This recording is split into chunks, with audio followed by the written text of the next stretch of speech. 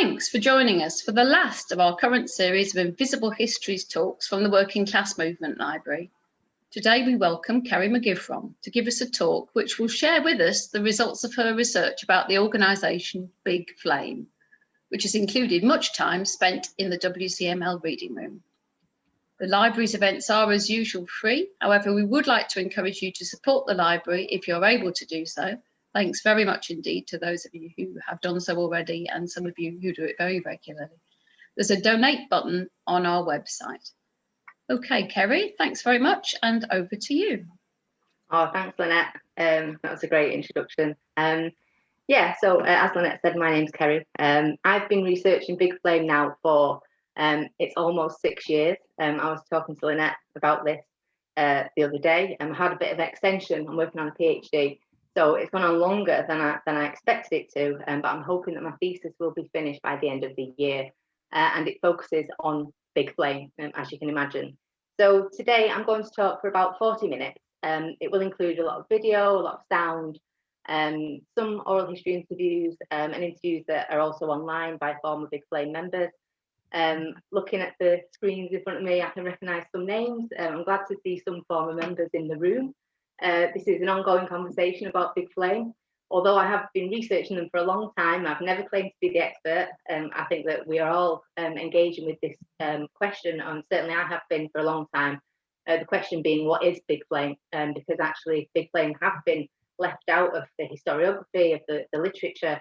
And there has been some literature recently, speaking a bit more about this type of politics than Big Flame. And I'm very excited about it. I'm looking forward to contributing to the discussion, hopefully in the future, once my thesis is finished, and possibly have some publications in the pipeline. So as I've said, I'm going to share my screen with you now, and there'll be plenty of time at the end for questions or contributions, memories or anything like that. I'm happy to hear from anybody really. Okay, hopefully this will go full screen and we can. Great. Okay, so this is the title of my thesis, What is Big Flame? And I'm going to explore this revolutionary socialist and feminist organisation. So today I'm going to be using some of the Big Flame archives. As Lynette has said, at the WCML, we've got a vast amount of archival material relating to Big Flame. So many boxes. I was surprised myself when I first went there, and I spent a lot of my first and second year at the library. I take pictures and bring them home, but I also like to just sit in the reading room. I love archival material. I like the way it feels, I like the way it smells, probably. It's a bit weird, but I love to be around the material. So I'm going to use plenty of images today, and a lot of them are taken from the photographs that I've taken. I have been to numerous archives up and down the country, and I've also been fortunate to interview some former Big Flame members. I think I have about 14 interviews now. And I've used them throughout my thesis, and I'll use a couple of recordings today. So you can see here some pictures. This is from the Big Flame newspaper. I think this is a national campaign for abortion, and I think it's Liverpool, Big Flame. And then there's a poster there in the top right as well. So I suppose what I'm going to do today in 40 minutes is just a whistle-stop tour of Big Flame, and I'll provide some key examples of their activism, and I'll set it in context. But anything that I talk about today, just know that there is so much more to talk about. I could talk all day, but I'm not going to do that. So we'll just crack on for the 40 minutes. So before we start thinking about Big Flame, really, we have to go back to 1968. That's where it all starts. And 1968 as shorthand for political and social radicalism. We see mass activism across Europe, and it's not just in the factories, it's students and universities. It's in community spaces, and in the West we see the protests against liberal democracies, and in the East against socialist dictatorship. And this is where we see the emergence of this new left. There's just some, I'm going to go back, there's some pictures that I really like. So this is Paris in May 1968, more pictures. Again, this is Paris, 68. And then Italy in 1969, we have the hot autumn. Again, this is where students, workers are coming out onto the streets, really engaging with this community activism. And this is sort of the roots of Big Flame. I'm just going to play a short clip. This is just, it sort of sets 1968, you know, it shows you a bit of the context, and it also shows you how the news reported it, which I think is quite interesting.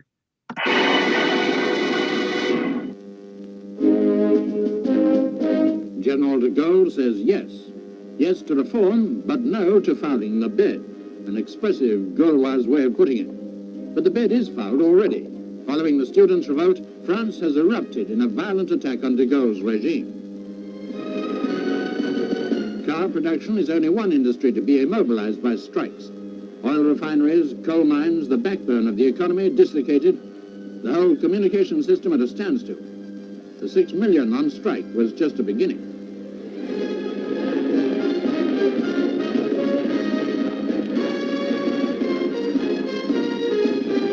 In the words of ex-Prime Minister Mendes France, after refusing for 10 years to talk with the representatives of the people and holding a monopoly on all decisions, de Gaulle has created a revolutionary situation. We've seen him solve many situations, but this revolution might cause even his head to roll. I think that's just to give us some context, really. And of course, at the same time here, you had the anti-Vietnam War protests. So some Big Flame members were students, and they were involved with the Vietnam Solidarity Campaign. One member actually told me that he cycled to France, he cycled to Paris during the demonstrations to be involved with it. And of course, you know, this was a new left movement. So importantly, it includes men and women. Across this period as well, we start to see women coming into their own and asserting their own right to be within these new left groups. And there was some backlash against that initially. You know, it's an example of Helga Sander in Frankfurt in 1968. She was addressing the Socialist German Students' Conference, and she was trying to talk about the inclusion of women in these spaces and how, you know, we need to prioritise women as well. And the men sort of, you know, fobbed her off a bit. And the next thing, a tomato comes flying through the air and hits one of these men in the face. And so we start to see this backlash. We start to see women really coming into their own around this period. And of course, this is when the women's liberation movement becomes, you know, it starts in its ascension, really. And these are the demands. Maybe we're still thinking about some of these demands today. Definitely, even, you know, equal pay, equal education, and contraception and abortion on demand, 24-hour nurseries, and then you've got the 3 further demands that were added later around legal and financial independence and the right to self-define sexuality and freedom from violence. And there's just a selection of some feminist publications here around this period. This is only obviously a very small example of what was, you know, coming out around this time and influencing these circles. You know, of course, you had Spare Rib, the emergence of Spare Rib, the women's magazine, and these were, you know, this is really the context that Big Flame were operating in and being born into, if you like. So a little bit more about context before I start talking properly about Big Flame. When we think about the 1970s, which is where Big Flame were born, if you like, you know, we always think about economic hardship. We think about high unemployment, and these attempts to control wages and inflation, which were by both the Conservatives and Labour. So we also had the rise of the National Front, and what is commonly referred to as racial tensions, but, you know, I call it, you know, racism, you know, an increase in racist attacks, certainly, and, you know, this is the type of historical context, you know, that Big Flame were working in and you know, coming together as an organisation. So they first emerge in 1970, but they emerge as a newspaper on Merseyside. So this is a picture of the first one on the left. I think that's one of the first newspapers, and that the report in there is about dockers. It's about Ford, strikes at Ford in Halewood, and then there's a couple more newspapers there. So Big Flame run this newspaper throughout their life, but like I said, they begin just as a newspaper, and then they emerge later as an actual activist group. So I think their first newspaper was in 1970. And by 1971, mid-71, they are a national group. And they were named after the Ken Loach play, the Wednesday play, The Big Flame. So this is about a fictional strike set on the docks in Liverpool. If you haven't seen it, I do recommend watching it. It's really good. So that's where they're getting their name from. And they emerge as a national group. So they have a Manchester Big Flame, London Big Flame, eventually Birmingham, Coventry, they're everywhere up and down the country. And they operate in what they call base groups. So they will choose, an area where there's some housing issue or a rent strike or an occupation or sit-in or, and they work around in a base. And there might be 4 or 5 members of the base. And then they also work in what they call commissions. So these commissions are sort of like cross-cutting themes, if you like, across the regional groups. So, for example, there was a women's commission. So the women would work together on that. There was an anti-racist and anti-fascist commission. There was a workplace commission. And there were many more commissions. And this is how they work together as a group. Now, I think overall, there were only 200 members. But I think, I've read this before, I think it's 200, but across the period in which they were active, I think there was a lot of coming and going. And so I think overall it was probably a lot more, but they have lots of sympathisers as well. And there's people who work with them on the left that would have been in Big Flame, but they would have worked alongside Big Flame. So it's very difficult to get a grasp on numbers, really. And they also work as sort of dual militants on the left. So they're involved in many strikes and occupations. They're involved in the Anti-Nazi League, the National Abortion Campaign, the Women's Liberation Movement, the Troops Out of Ireland movement, and they also work with other groups on the left. So they're not a party. Big Flame believe that the working class is the vanguard of the revolution. They're an interventionist organisation, so they put the class before party. And importantly for my research, because this is my research interest, they're a mixed sect, but they're feminist. And they situate working class women as crucial to the struggle in everything that they look at, whether it's a workplace issue or a community issue. They tend to situate the working class woman at the centre. So these were some comments that I found around as I've been doing my research in various books and paraphernalia. There's a book by Blake Baker. He's a right-wing journalist, as far as I can see. He wrote about the New Left. And he said that Big Flame have mixed-sex meetings rather like a sauna. But I don't know what, I just thought it was funny. And then somebody else wrote that they have very narrow specialist rhetoric, which I would also disagree with. And then I came across this one, which is my favourite, semi-mystical quasi-Maoist. I found, I just think it's quite anyway. Yeah. Well, anyway, we'll take that. But Big Flame describe themselves as an organisation involved in the fight for working class interests against the interests of the ruling class. So they describe what they are themselves in the leaflets and in their pamphlets. But I'll continue to look for these wild descriptions because they make me smile. So, okay, so Big Flame, they publish. Like they're absolutely prolific in their publications. And every time I look at the archives or the files, I think, wow, how did they manage to produce all of this? So they produced this newspaper, as you can see there, and that runs right the way through their lives. I think it's like once a month forever for the time. It feels like forever because that's where I'm in the Big Flame zone at the moment. But yeah, they produce that newspaper from the minute that they start till around 1984, maybe a little bit later. They also produce a women's magazine called Women's Struggle Notes. There are a few runs of that. And they also produce a journal called Revolutionary Socialism. And then I picked out a couple of little pamphlets here. Sorry, little is the wrong word, definitely not little at all, but I've just picked out a few of them. Sexuality and Fascism, Past Against Our Future and Walking a Tightrope. And these tended to be, there's many more of these, but these tend to be publications around one single issue, or, they might be very focused on something in particular that the Big Flame were focusing on at the time. So yeah, like I said, very prolific. Coupled with that, in the archives at Salford, in Salford, they have, a lot of internal documents, conference documents, private letters, all this kind of thing. The archives are very, very extensive. This is one of my favourite documents from the archive. Big Flame also run a summer school each year. So each year they take Big Flame members and their comrades and their sympathisers and their, the people that they work with. Whoever wants to come can come. And it's a camp that is an educational, it's a social, it's you know, it can be free for people, it's cheap, you know, it's collective living, childcare.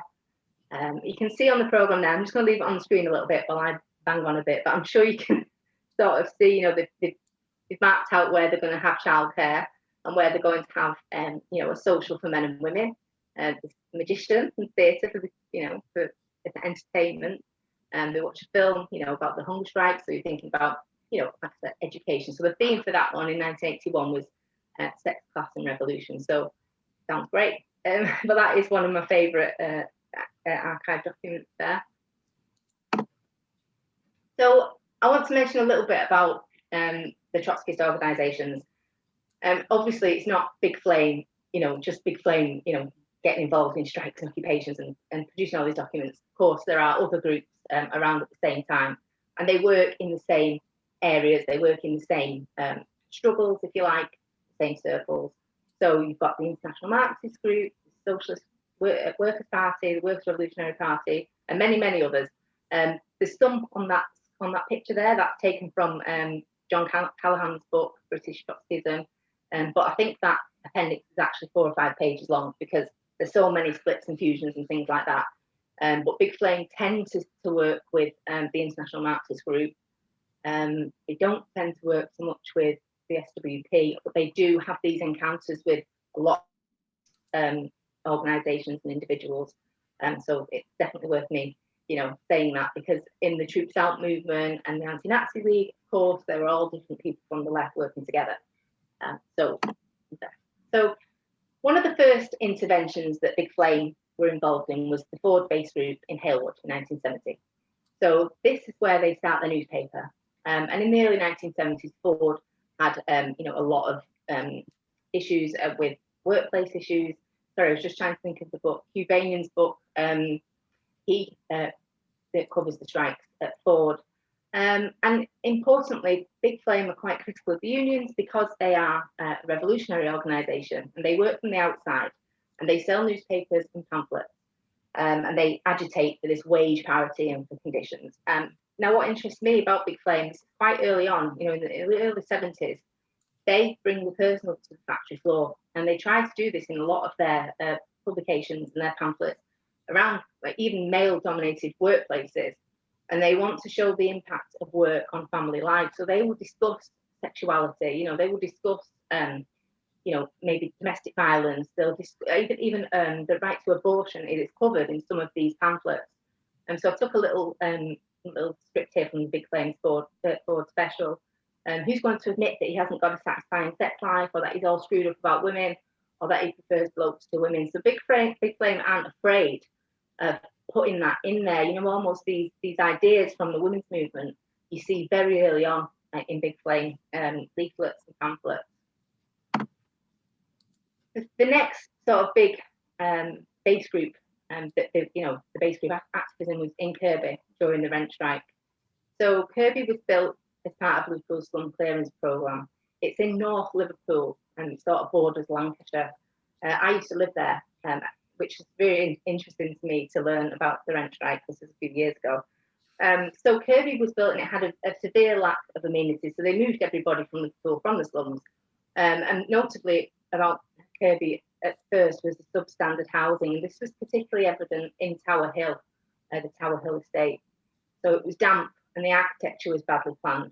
So I've spoken to activists and they've told me about how when you went into some of these masonettes, and I'm sure that I've been in masonettes like this before because I understand what the person was telling me. So you walk into the masonette and you might go downstairs to your living room, but the person next door is going upstairs to their living room. So you never actually get to see your neighbours, and it's quite, you know, disconcerting or discombobulating for you to understand, you know, how these houses were built, and it was a real concern, especially if you had children. You know, there was nowhere for them to play. And it was said that it was psychologically damaging. There was a lot of problems on the estate. I went through a lot of press releases about Kirby because obviously I live there, so I've like a vested interest to read as much as I can. And I focused on Kirby for my master's dissertation. And some of the newspaper reports were really quite shocking. The River Alt that runs right the way through Kirby reported it, said it had cyanide and arsenic, and it was the worst polluted stretch of water. And they had all kinds of investigations done. And when you're reading it through the newspapers, and it's not really followed up, and it just stinks, it really stinks. And 2 planners, I think it was the architect and the town planner, were jailed because it was just terrible town planning, and there was corruption. And if you can see there, I don't know if you might have heard about this. This ski slope was built in Kirby, and I think this was in 1976 or 77, so it's a little bit later. But they built this ski slope, and it's built the wrong way. Nobody ever skied on it. It was just corruption through and through. And like I said, these men were jailed. But this was all exacerbated by the Housing Finance Act in 1971. So the Housing Finance Act 1971, it was called the Fair Rents Act. So the idea was that all the rents would double for council tenants, but those that were less well off would get a rebate. But this never actually happened. And I did spend some time looking into this because I thought, were they ever going to get this rebate? And there was no administration, and as far as I could see, there wasn't the infrastructure in place. Nobody was going to get a rebate. So this led to the Kirby Rent Strike, and Kirby went on total rent and rate strike. And around this time, somebody told me the story. Big Flame were they were on a picket outside Birdseye factory in Kirby, and they learned about the rent strike, and they were invited to come and start a women's group. So this is where the Tower Hill base group sort of begins, and they move into Kirby. They live on the Tower Hill estate themselves. And somebody told me about Commie Corner in the local pub, which I like the idea of. They used to sit in the pub, go across the bog, someone called it the bog, from the flat to the pub, and then go and sit in Commie Corner and discuss the revolution. I'm just going to play a clip now, a sound clip of somebody who I interviewed, and they describe how they came to Tower Hill in Liverpool, in Kirby, and it gives you an idea of how these ideas were spreading. And this person actually set up Leeds Big Flame shortly after the visit. I was the one who was keenest, really, and I went, of the Libertarians, and I went to visit the Liverpool group. Well, I wrote to them, and I was told to turn up on the Tower Hill estate, actually. And I turned up duly at those strange back-to-front houses, where they put them up the wrong way around. Yeah. But I found my way in, and there was, I think, Dave Parry, probably, the lugubrious Dave Parry. But fairly soon afterwards, the other 3 guys who lived in this flat appeared. And this clinched, well, there were 2 things that clinched it for me. One was that Martin Yarnett had made stuffed vine leaves for tea the night before. So he said, oh, all right, we're going to have tea now, and sorry, we were eating yesterday's stuffed vine leaves. I thought, here I am on Tower Hill with the Big Flame revolutionaries eating this exquisite meal, because Martin then and now was a marvellous foodie. And I thought, oh, this is actually quite a good idea, It's not... I really love the clips. Like I said, I did 14 oral history interviews, and oral history is very challenging. I find it emotionally challenging. But now I've got some distance from the interviews. I can go back, and they tell some amazing memories. And a lot of it is to do with support. It's to do with, just really feeling that support and solidarity from the group itself. And I love listening to some of the tales like that, the memories. Okay, so back to Kirby then. It was the longest rate and rent strike in the country. So there were rent strikes up and down the country. Tower Hill Unfair Rents Action Group was formed, and around 4,000 residents went on strike. 2 men were jailed for not paying, and Big Flame were living in Tower Hill at this point. They'd formed a women's group, and they were supporting from the outside. So they were intervening in the struggle. At no point did Big Flame ever lead the rent strike. That's not what they are about. They believe in the working class leading the revolution. They were there completely in support. But they would use sort of really innovative tactics, use an air raid siren when the rent collectors come in, follow the rent collectors around, and make sure that people weren't paying the rent. And I think the main thing was that they were this supportive this supportive element within the rent strike. Yeah, and they produced this pamphlet called "We Won't Pay: Women's Struggle on Tower Hill." Now, this is a very important document. It documents the whole of the rent strike, but it also shows, Big Flame's perspective, thinking about working class women, thinking about, not just the community, thinking about workplace struggle at the same time. And there's a display at the Liverpool Museum if you're in the area, if you wanted to see it. And they don't mention Big Flame. They just this is just the pamphlet that's there, and then there's a small display about it. So they don't just look at the rent strike in Kirby. They also I've picked out some newspapers here. Angry Mums blocked road in battle for a fence. Sadly, in Kirby, they neglected to put up any safety barriers on one of the main ring roads, and quite a few children were killed on the roads. And Big Flame base group, the women there were quite active trying to get these fences up. And in the end, they do succeed. I love these pictures with the women, with the prams. That's a key sort of feature in Big Flame. They're consistently emphasising the role of the mother and housewife, and this activist identity is really important. They also formed the Flat Dwellers Association. This is a little bit later on, and they helped to get some of these flats that were really bad, really substandard flats. They helped to get them demolished and work to get people rehoused. So looking through the documents, as I said earlier, a lot of it was about support. So they work as an interventionist organisation, but they make friends. So one of the former Big Flame members who was on Tower Hill, she told me that she made close friends for life. They were soulmates, and these were women that were key rent strike activists.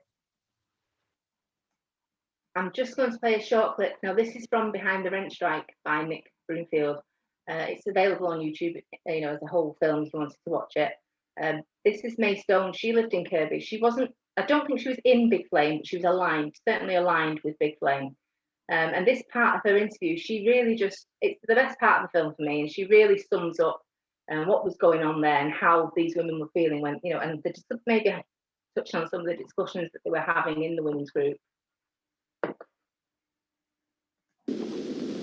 Basically, I'm still the same. Before the rent strike, it was doing, looking after the house, seeing to the kids, getting one off to school.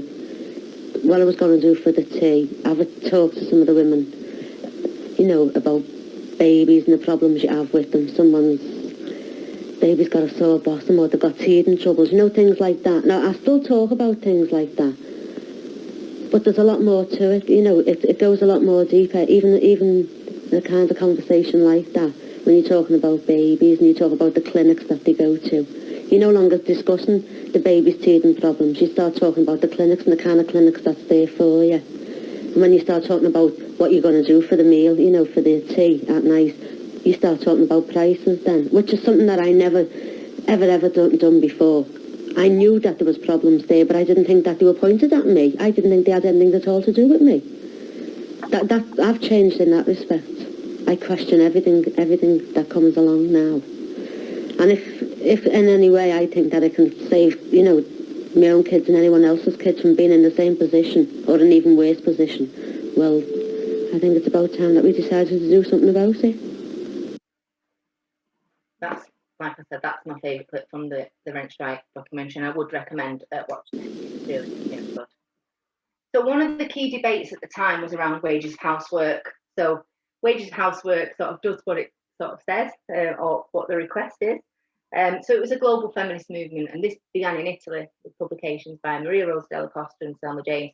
So you've got the book there, and I've got it somewhere on the shelf. But they reinterpret Marx, and they want to argue that production and reproduction of labour power is actually undertaken by the housewife. So the home is a social factory, and the housewife is therefore an unwaged worker. So you can see that in the image that I put up there. You've got the housewife, she's cooking and cleaning and producing the next generation of worker. So this debate was, everywhere within the women's movement. Should we, there was an arm of the women's movement that argued for wage to housework. And there was a debate actually in Big Flame as well, and around Kirby and Tower Hill.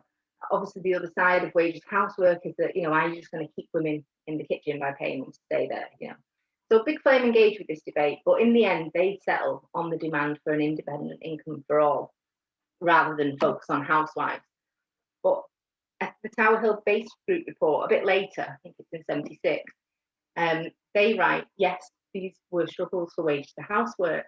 So they sort of retrospectively look back and say, yes, the rent strike, I think all the things that we're involved in, they're related to the wages to housework campaign. But then you can see there from that quote, there's a bit of doubt whether putting wages to housework on it would have made it clearer. Would this have been more controversial? And you can sort of feel the, it's internal wranglings, isn't it, to do with this type of demand.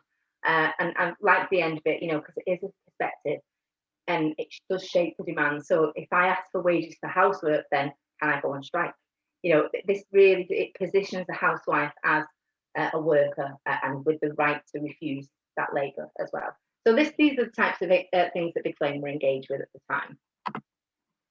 They were also involved in the national campaign for abortion. So across the 1970s, you had these bills by MPs who were trying to restrict access to free, safe abortion for women. And Big Flame write a lot of leaflets and pamphlets. They attend the demonstrations. It's not just the women that do this, it's the men as well. They write articles in journals, and they really sort of focus on it. For Big Flame as well, it's important that the slogan is a woman's right to choose. Abortion on demand is not it's not the slogan that they would have used. They looked at it as a bigger picture. So the right to have children, the right to not have children, just reproductive rights in a more general, in a general form. And so this is some of the things that they did. As well as this, East London Big Flame formed a mixed sex therapy group. Now, this had some influence from the women's liberation movement. I find it fascinating. So some of the consciousness ideas around consciousness raising and consciousness raising groups were used by East London Big Flame, maybe in some of the other groups as well. And this idea of the turn to the self, so looking into the self, it's sort of revolutionary thinking, is this activism, is turning to the self and thinking about revolutionizing things like masculinity and these ideas within our own subjective experience, if you like. Is this revolutionary? They use these new techniques at the time, primal scream and these phenomenological therapies, and it's all very interesting. And they document this as they do it, and they do break off into separate groups. With red therapy, there's a male and there's a man and a women group, and they sort of deal with their internal wranglings separately. But the men only group examine masculinity and turn to themselves. I'm just going to play a short clip from an interview. It wasn't conducted by me. This is available on the Sisterhood and After website. Anything that I mentioned today, if anyone would like links or bibliography, then do feel free. I'll send you.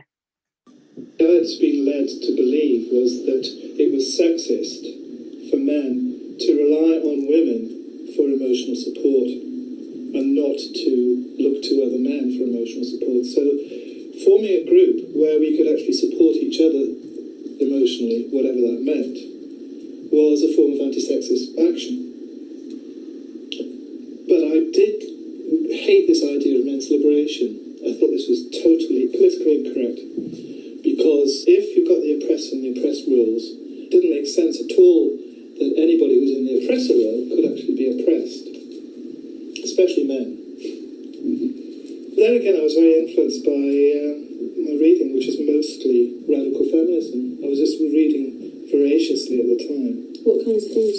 Well, I started off with, in 1976, with a book called Combat in the Erogenous Zone, which was an account, a first-hand account of a woman's being sexually harassed.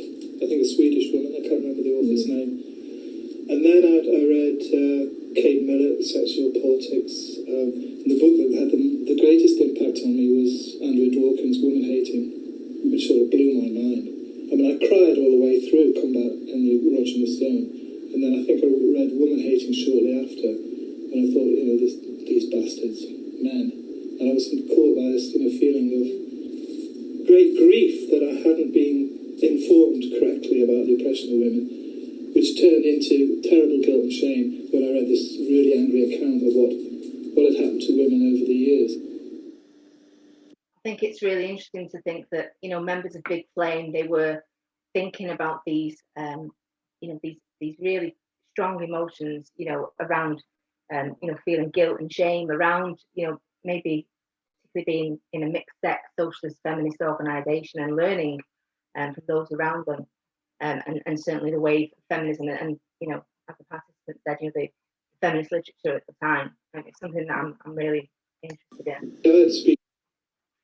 So in 1978, we're jumping forward a little bit, was the Ford strike, and this was just before the winter of discontent, and Big Flame were heavily involved in this.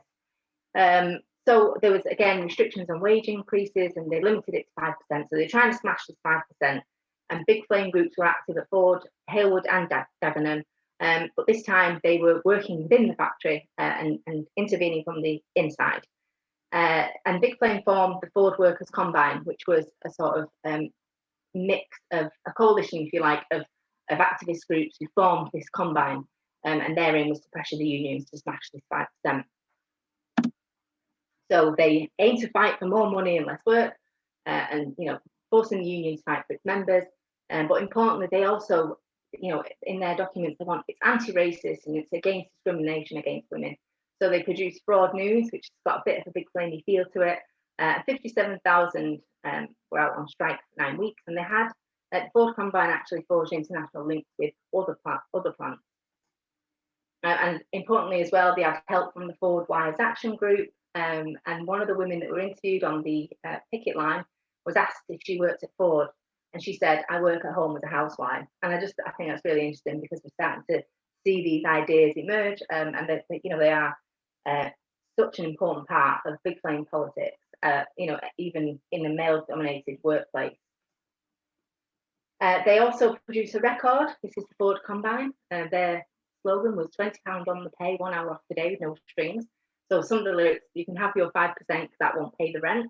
So this record is actually in a couple of archives. It's not in the Working Class Movement Library. I think it's in Warwick and in one of the ones in London. And every time I see it, I always feel a bit sad, because it's a record in an archive with no turntable to speak of. But I always open it and everything, and it's there's the lyric and the sleeves and everything.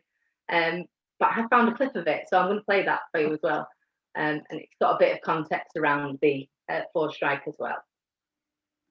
And it's 1, 2, 3, what are we fighting for? You can stop your 5%, cause that won't pay the rent. And it's 5, 6, 7, picket in the factory gate. It's 1 in the eye for Sonny Jim, whoopee, we're going to win. After 3 weeks, Ford had lost over £20 million. They abandoned government policy and sat down with the unions to negotiate. Whoever was nominally in charge, it was the activists in the so-called Ford Workers' Combine that helped set the pace. So we tell them, in the name of the working class, you can stop it right up your arse.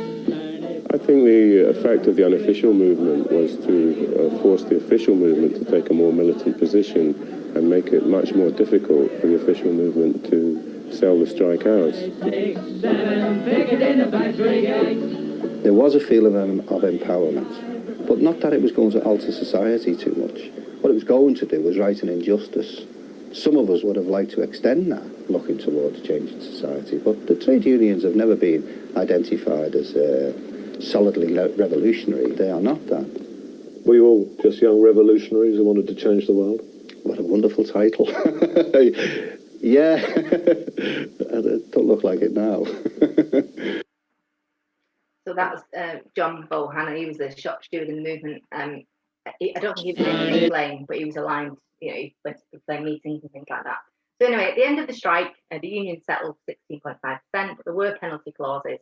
But this opened the floodgates for the winter of discontent. We're not going into that because I'm sticking with Big Flame. So this was another thing that we're involved in. I'm going quite quick to realise I've gone over a little bit. So they're involved in an electoral campaign. This is an electoral slate with Trotskyist organisations. They were called Socialist Unity. And the reason that I put this here is because all this stuff is in the Working Class Movement Library. Whole files, there's notebooks, there's everything you can think of. And they campaigned in the Edge Hill by-election, a few more by-elections actually as well, up and down the country in 77, and then in the general election in 1979. And they include feminist demands, which is really important. You know, obviously calling for anti-racism. They promise everything in their election flyers. You can see here, vote Paul Adams, and then there's a beer mat. I love that. I'm weird about archive documents, but this is like counting up probably how many houses they visited or something. But I like the imagery of it. There's a rosette, and then there's the leaflet. You know, they don't win many votes, and it's not like a huge success or anything like that. But for me, the significance of it is this creative and eclectic form of organising. You know, you can see it in, you know, the effort that's gone into it. You know, it's a genuine attempt to bring these ideas to a different front, if you like. So Thatcher was elected in 1979, as we all know, and then she clamped down on some of the union organising, and some members of Big Flame leave to join the Labour Party. And Big Flame ended around 1984. But having said that, I found documents that are a little bit later. So if anyone knows, you know, what happened there, I don't know. But I think it's around 1984 where the numbers really go down. But yeah, like I said, I have found other documents that are a little bit later than that. So what is Big Flame? So I'm just going to run through these. This is my interpretation. You might have your own, other people have theirs. You know, they're obviously socialist and feminist. They're influenced by the women's liberation movement. They were influenced by the Italian model, you know, the way that they worked with these commissions and the base groups. And they're anti-racist and anti-fascist. Really, the key thing for me, this emphasis on support and this prefigurative politics, embedding themselves within these base groups, within communities, and really reaching out to people and almost, you know, making friends and living the life that, you know, this working class life and experiencing these, you know, experiencing the struggle for themselves. They're new left, far left. I place them on the far left, but they are a new left group, and obviously internationalist. So, very quick conclusion. My PhD and my role really is about putting Big Flame in the picture within the 1970s and picking out these ideas of feminism and socialism. That's what I'm interested in. I'm interested in the way that they make the personal political, and they often situate the working class woman at the centre of the struggle. And what's interesting about Big Flame is that they struggle against intersectional oppression, what we would call now intersectional oppression. But I think they were ahead of the curve with this. You know, this was very early on, and they you know, they really sort of got to grips with that early on as a group. And that's it from me. So I'm very happy to you know, hear thoughts, you know, comments, questions, or, you know, just suggestions, anything really. Thank you. Thank you. You're getting a lot of virtual applause, Kerrie. That's brilliant. You covered a huge amount there, and the fantastic to have the audio and the video as well as the beer mat. So you've really covered the range there. That's terrific. So yeah, very happy to have people unmute themselves if you want to ask a question. Does anyone want to wave at me to unmute yourself? I'm not believing you're all going to be shy.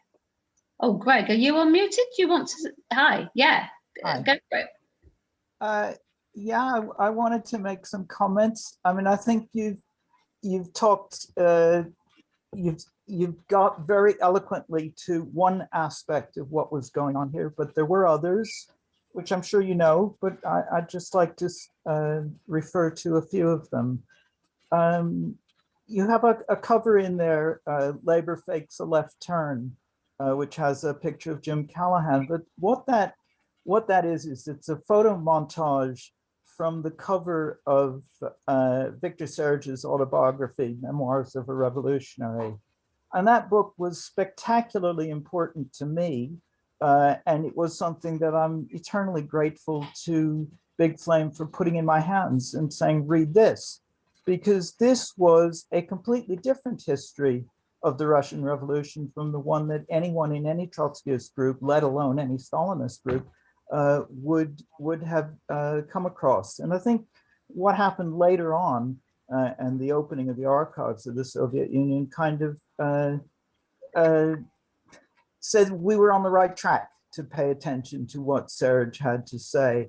And so that was one aspect of it, is that this was not about picking over the bones of this Trotskyist group versus that Trotskyist group, but saying actually things went wrong very early on, and the way in which they went wrong is related to what we are trying to do now. So that's one way in which it was different. I also wanted to just throw into the mix, I'm really glad you kind of focused on Ford.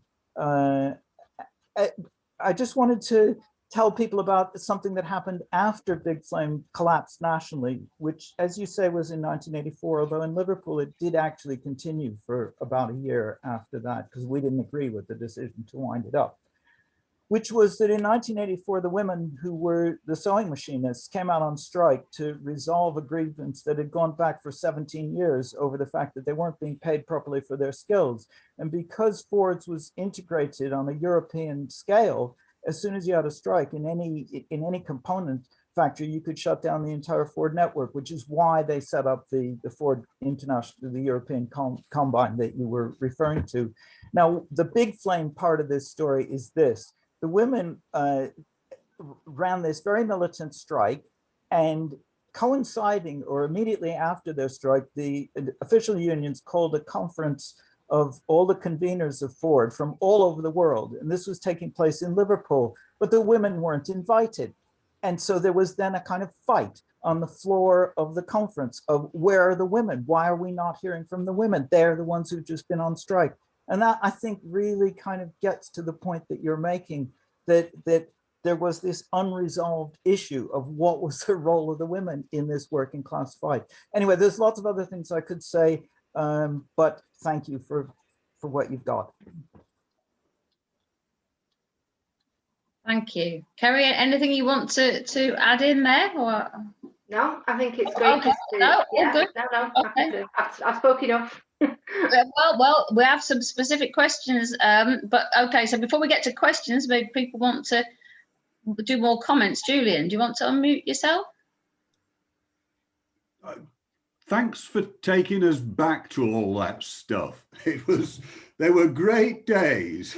And I mean, what interests me in a way, you know, because I'm that was my early activist years, I'm interested really how Big Flame, or given that it was small, didn't split. You know, I mean, the sorts of things that you're talking about and which were sort of part of Big Flame just ripped the Communist Party apart. They ripped sort of the SWP apart in the late 70s, the early 80s. So I'm just rather interested really whether any of your researchers have actually explored their own internal decision-making processes and sort of how they managed to sort of hold together what so many others on the left sort of all could never manage to hold together. Yeah, I think with Big Flame, this is actually very difficult. I don't know what it's like with other groups, but it's difficult to put my finger on. So the decision-making process, they did have a national committee, but then the individual branches had their own sort of decision-making process as well. And of course, there were lots of different disagreements because they also had these commissions as well. So a lot of the time you do see disagreements and arguments, and I can read between, sometimes, you know, the documents read quite, you know, they're quite strong in their assertion when they're disagreeing. But actually, when I speak to people, I think that Big Flame were on a broad level, but that could just be, you know, that's my interpretation. I think it's a very difficult question. I think it's hard to get to the crux of it by looking at archival material. I think that's what I'm saying. There is a book out soon written by some former members, and I'm sure that they will be able to shed more light on that. That is something that I find difficult to get to grips with by looking at internal documents. And then when I interview people, people recall disagreements differently as well, of course, you know, as we all would do. Yeah. Yes. May I come in on that? Yes, sure. Yeah, absolutely. Okay. East London Big Flame did in fact leave Big Flame in 1975 over the very issue of women's autonomy. I loved your talk, by the way. It was really interesting, really lively, really appreciative.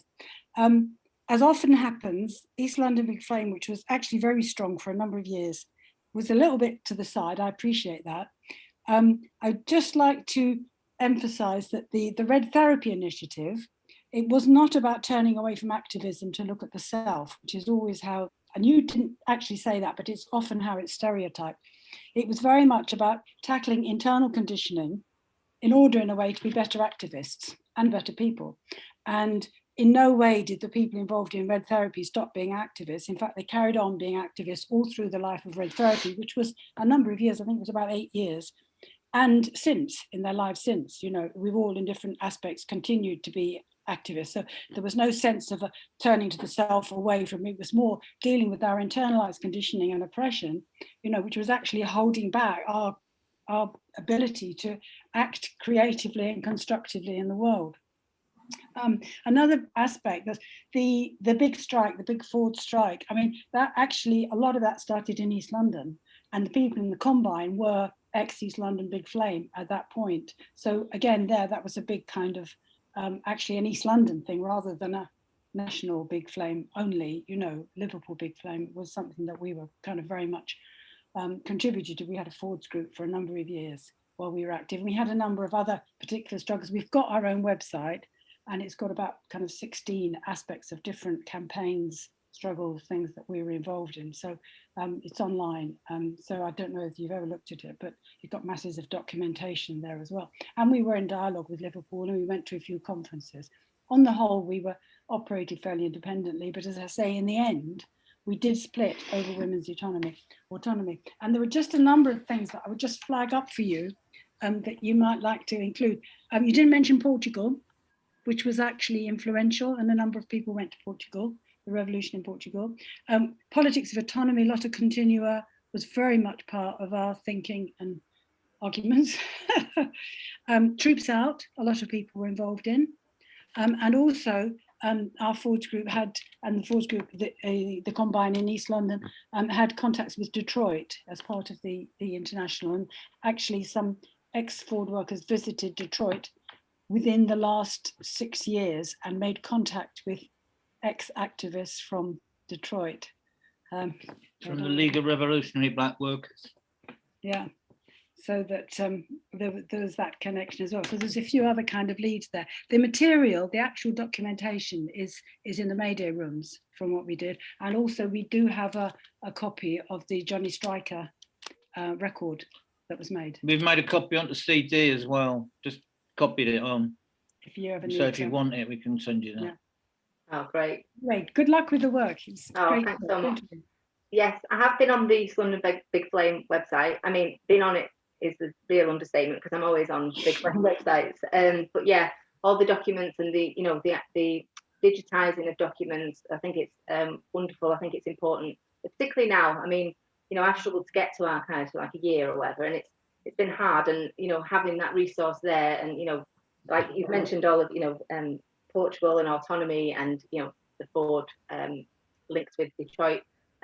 A lot of this stuff, I have covered, but I've not covered in the talk today. Sure.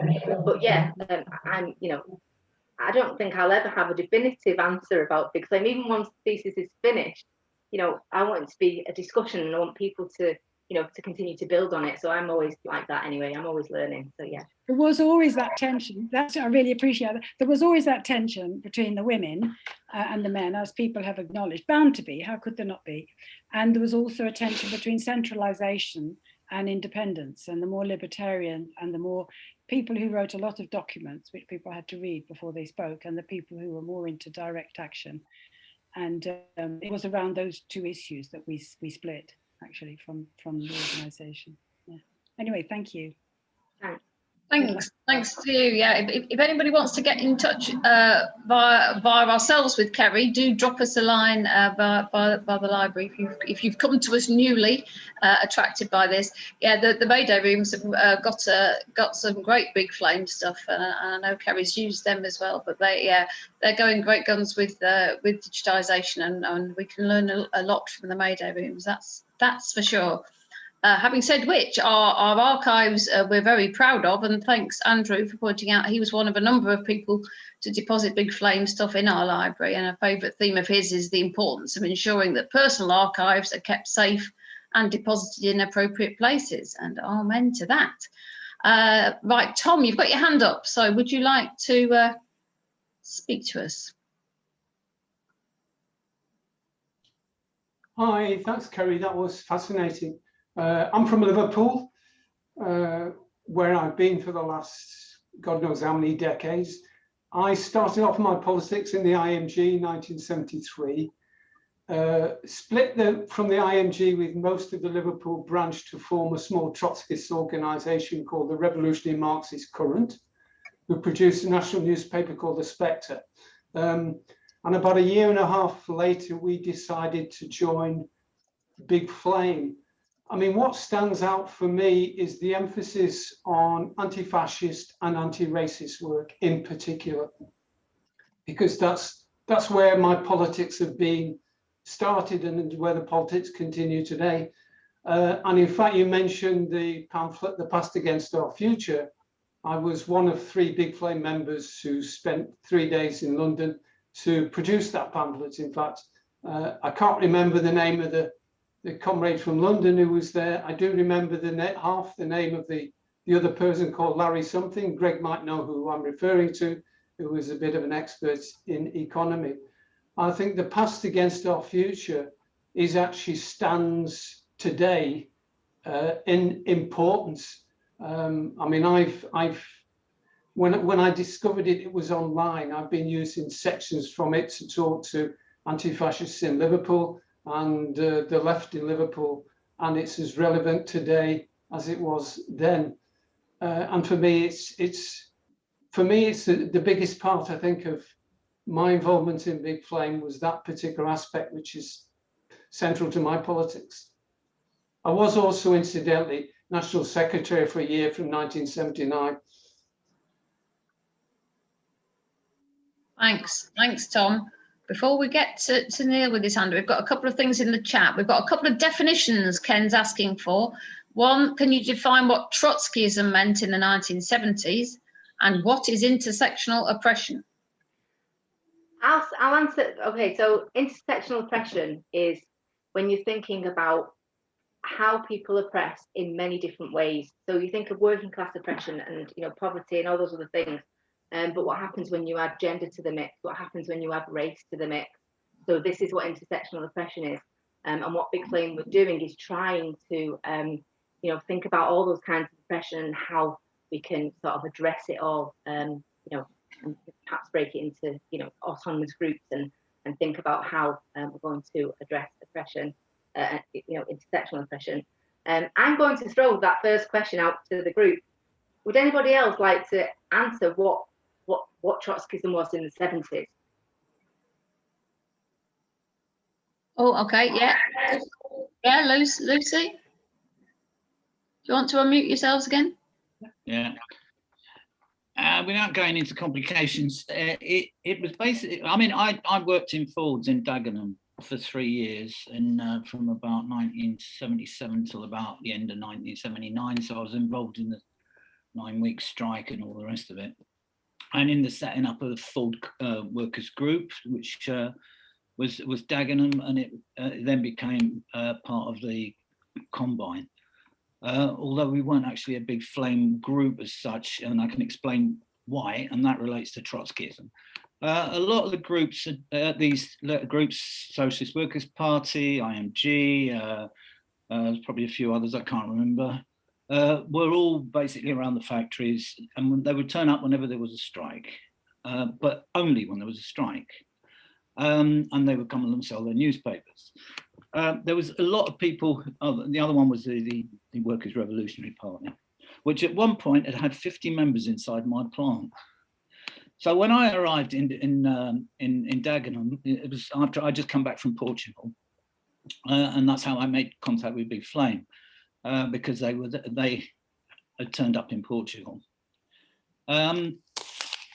The parties were all around whenever there was an opportunity, and their main aim was to, recruit people into party, and that was the problem. All they wanted to do was recruit people into their own party. I mean, it got ridiculous. Even in the WRP, I think at one point, got some Ford workers to go to their national rally, because it was obviously kudos if you could get a genuine Ford worker at your rally. And that's the way that, like, the workers were quite often treated. They were kind of pulled out to be kind of symbols or mascots. And you know, I found it very divisive. When I got to Dagenham, it was all ex-people who had been around some of these groups because they'd come hanging around, they'd sold their newspapers, and there was actually nothing left. There was nothing, not even, I mean, the WRP had now deteriorated from 50 down to one person. You know, the IMG, I think, had one person in another plant. The SWP, I think it was the IS at the time, it wasn't even SWP yet. Same sort of thing. They'd had whatever they had in there, they'd lost. And to some extent, Big Flame was part of that. I mean, it maybe suffered from the, you know, the defect of the other organizations. People were now very wary of political parties, which is why it made it a lot easier to sort of kind of get something going, because the conflict wasn't just with strikes, it was every single day there was some kind of conflict in there. It was a battle between the people that were on the assembly line and the people that weren't, either form. Every single day there was something. And of course, it was only when the thing became manifest in the form of a strike that you'd actually get the left groups turning up. I don't know, personally, my view to Trotskyism is that it is a totally divisive force in British kind of left-wing politics. Having said that, somebody said they were in the IMG, and somebody's just put up something on chat about the IMG. And of course, the IMG was the acceptable face of Trotskyism, yeah, and I'm sure we all worked with IMG. And yeah, the IMG actually was a different kettle of fish. But they weren't into so much into party building because they had a much long-term kind of view. They thought that, you know, you couldn't really have a revolution until you had some kind of worldwide kind of organization. So they weren't so kind of, you know, strident in their kind of recruiting policy. But we did, yes, indeed, have comrades in the IMG, absolutely, yeah. Okay, anyone else want to contribute to that? Or shall I pass on to Neil? Pass on to Neil. Neil, do you want to unmute? Yes, thanks. Can you hear me? Yes.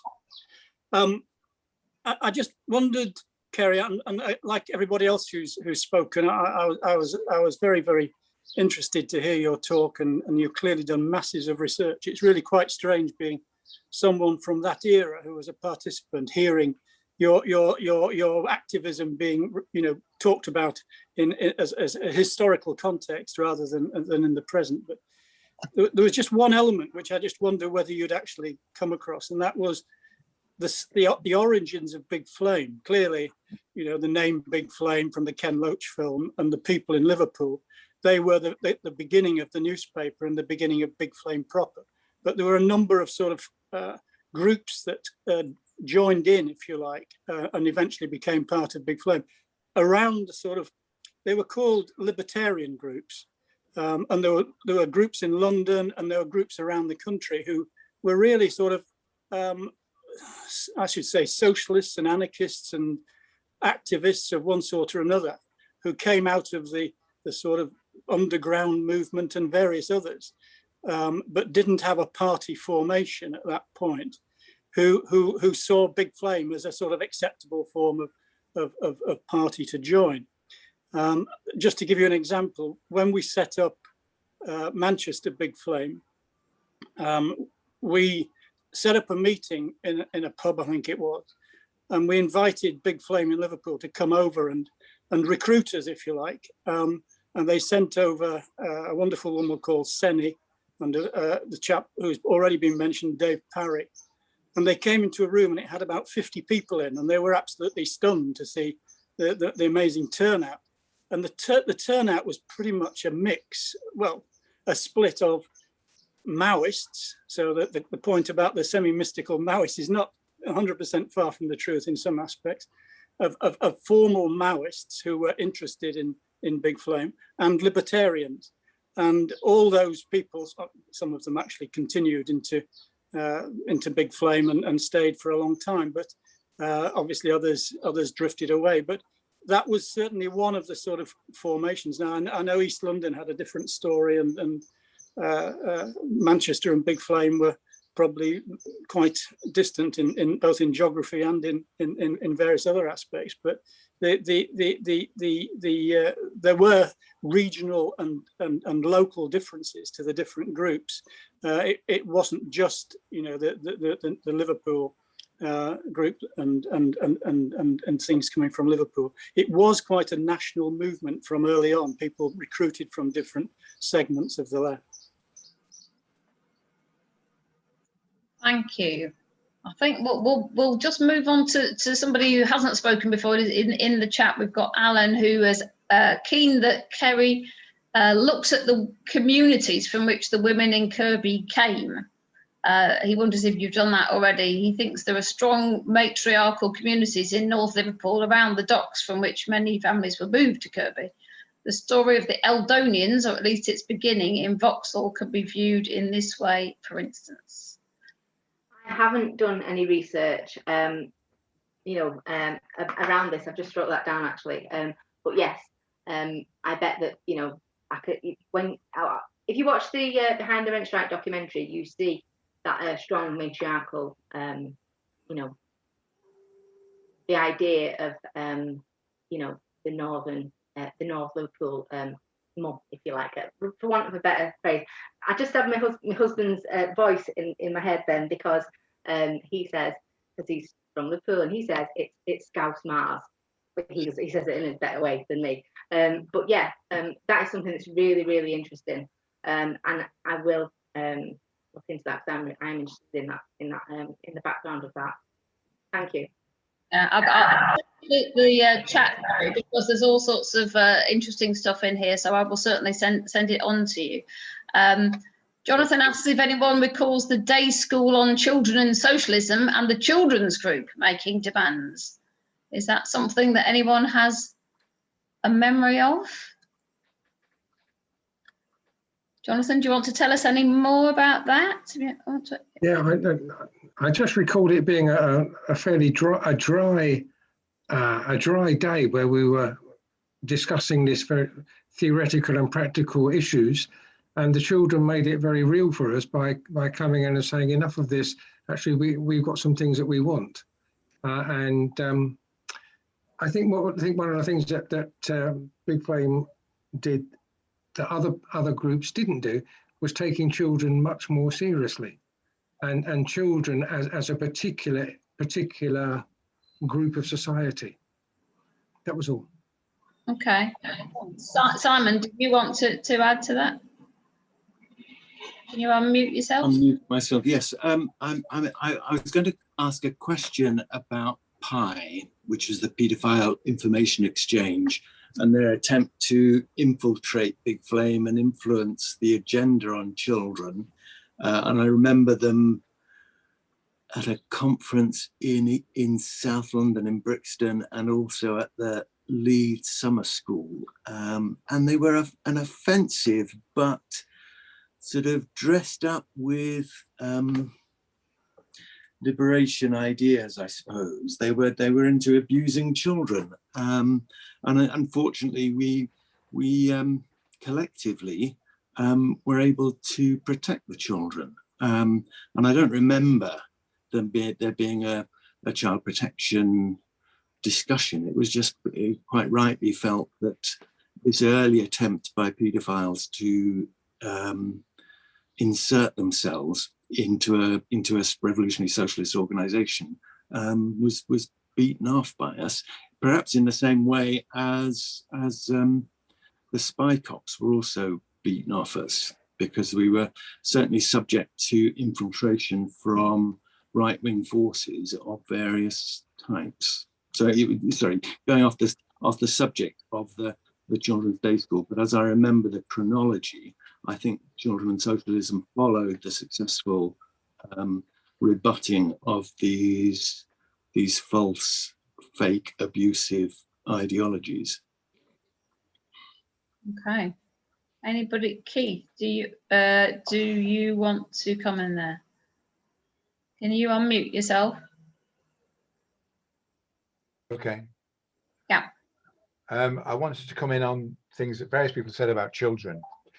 Neil was right, of course. There were the Libertarian Network across the country, and the one which was in Nottingham was actually formed on about 8 of us with children, in my case 5 or 6 children at home, and Wendy's in my case. So we formed a group based on Sundays going out together in a minibus. That turned into the Libertarian Network group, where we met people like Christine Blower, who's now of course a Baroness in the House of Lords. And we were persuaded by Chris from Liverpool to come and turn it into a big flame group. So we started around a group of men and women who'd actually originally been involved in a squat, women's refuge squat. So we began as a group which was about, and many comrades will know this, about some of us looking after children together so we could be involved in socialism. So I think Neil and also I think John were right about the importance of that. I just want to say as well that I think what really interests me, and I've been involved in the book a little bit, which Max and Kevin are doing. You know, I've talked to Greg regularly on health campaigns together and other things, so on. What interests me is how our ideas, which I found immensely supportive in the 70s, have influenced what we've done since. For me, that is the big issue. I mean, for me, it's not just about nostalgia. It's about the fact I know that a lot of comrades in this call, and many others as well, influenced the way I think for the next 40 years. I mean, my kids are now in their 40s and 50s, which is a bit weird, isn't it?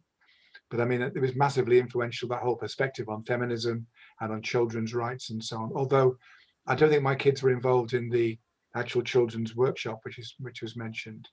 And I know people like Greg and other people are still working using ideas, I think, which are relevant to ones we developed in Big Flame and in Lotta Continua and so on.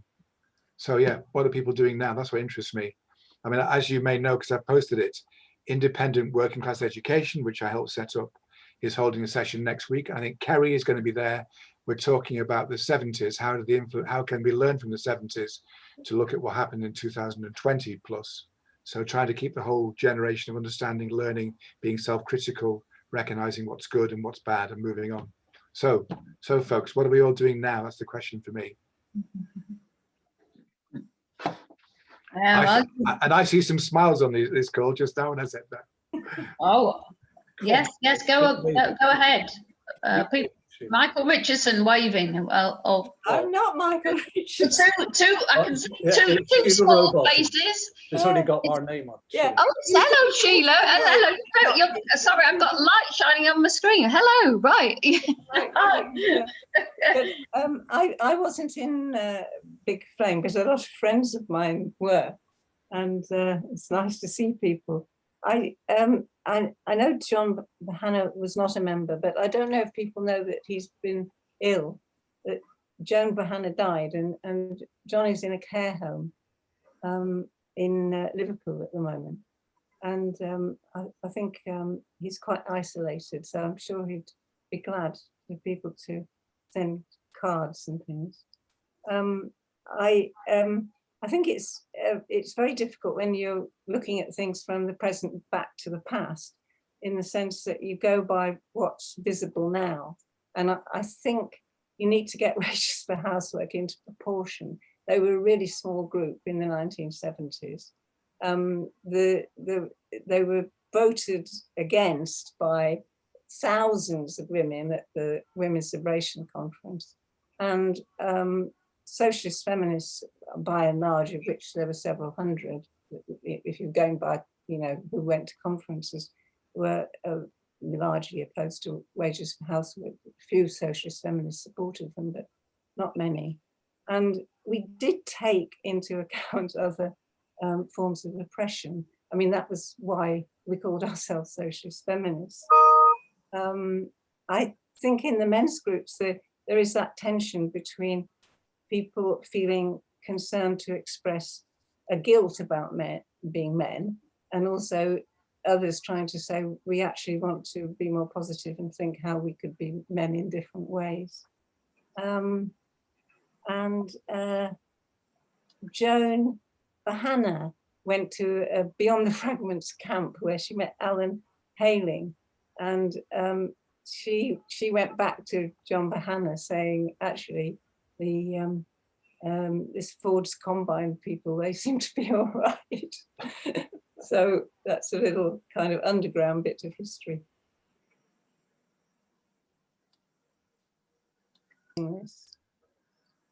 Thank you. I am peering with some glaring on my screen here of Lucy, and again this yes, go on. I just chuck in a couple of things. Neil Swanwick said that, like, you know, there were libertarian influences. There certainly were. I mean, in Dagenham, for instance, one of the shop stewards that worked and was one of the founder members of the Combine had been in the Spanish CNT, right? Which I don't know if people know, it's the National Confederation of Labour, the anarcho-syndicalist movement that was important in the Spanish Civil War. Well, anyway, I just wanted to chuck that in. And if I could just add one thing in response to Keith's question about what we're doing now. We are actually very involved in Unite Community, which is very interesting initiative from Unite the Union. We have a massive amount of autonomy. We can do our own demonstrations. We produce our own newsletters, which they will pay for the photocopying of without vetting them. And we are doing exactly the same kind of things as we did in East London Big Flame, which is supporting local initiatives, not pressurizing people to join anything, backing things up, giving resources, giving help, giving practical support to struggles. You know, like if it's around Corbyn, it's around Corbyn, if it's around the NHS, around transport locally, whatever, but doing very similar issues as to what we were doing then, albeit in a slightly more depressive climate. and Keith is chair of Unite Community in Derbyshire. Oh, good for you. Good for you. Good. I think we've covered everything that's in the chat. Well, there were points and comments, which as I say, I will certainly pass on to Kerry. Has anybody, oh, the sun's gone in, that's good, I can see you better. Has anybody want to wave at me? Greg, yes.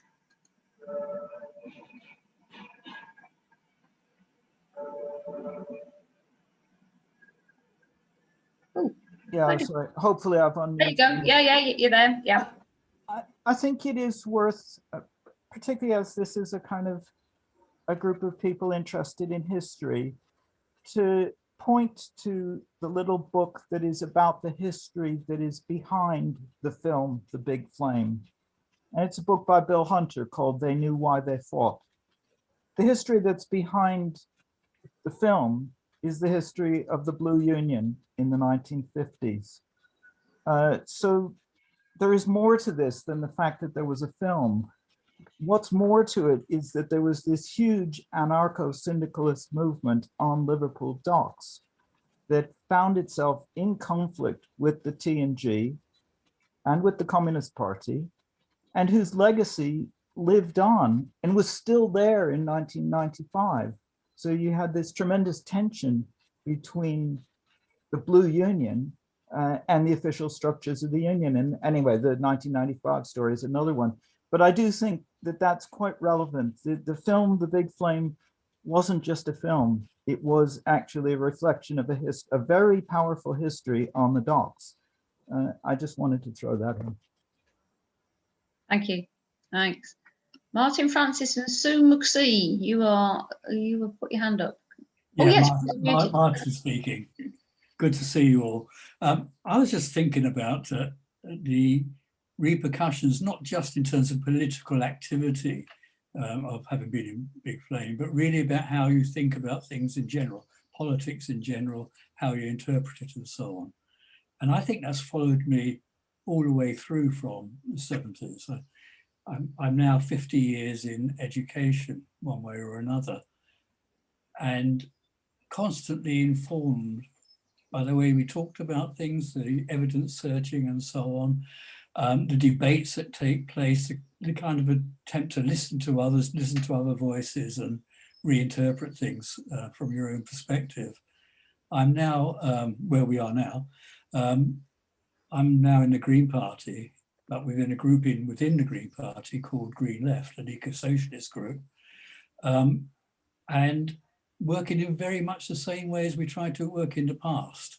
I don't feel that I haven't changed in that time, but I do feel that I have developed and continued to build on those foundations that we laid back in the 70s. So overall, I think it was a very, very positive experience and has enriched my life. I don't know about other people here. Thank you.